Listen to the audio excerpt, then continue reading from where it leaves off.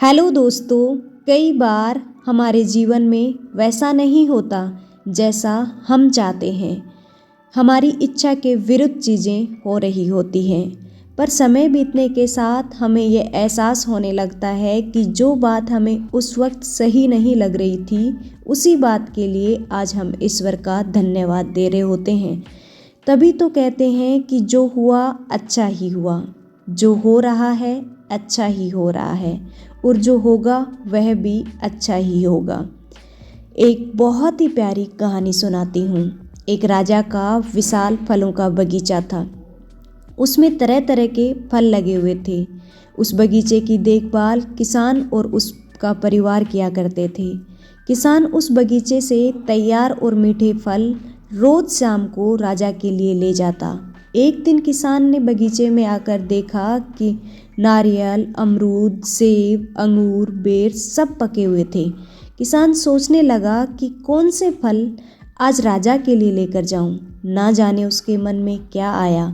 उसने अंगूर की टोकरी भरी और राजा के लिए लेकर महल की ओर चल दिया। वो रास्ते भर सोचता जा रहा था, केवल अंगूर ही लिए, 2-4 सेब, नारियल, अंगूर ही डाल लेता। अलग अलग फल देखकर राजा कितना खुश हो जाते। सोचते सोचते वो महल के बाहर पहुंच गया। उसने अंगूर से भरा टोकरा राजा के सामने रख दिया और थोड़ी दूर जाकर बैठ गया। राजा किन्हीं दूसरे ही ख्यालों में खोया हुआ था। शायद किसी बात से परेशान या नाराज था। अपने ही ख्यालों में गुम राजा टोकरी से एक अंगूर निकाल कर खाता और एक खींचकर किसान के माथे पर निशाना लगाकर मारता। राजा द्वारा फेंका अंगूर जब किसान के माथे या शरीर पर लगता तो किसान कहता, ईश्वर बड़ा ही दयालु है।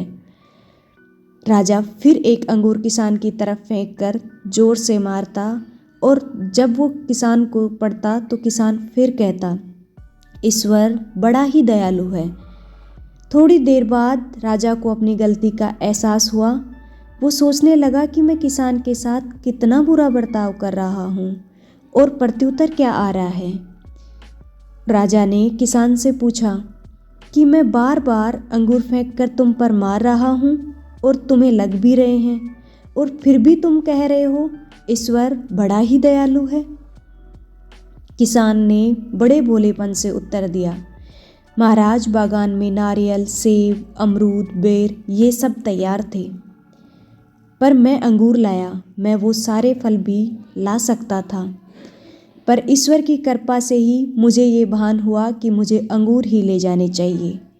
मैं ईश्वर का धन्यवाद देता हूँ, क्योंकि अगर मैं दूसरे फल लाता और इसी तरह आप मुझे जोर से मारते तो मेरा क्या हाल होता। सच में महाराज, ईश्वर बड़ा ही दयालु है।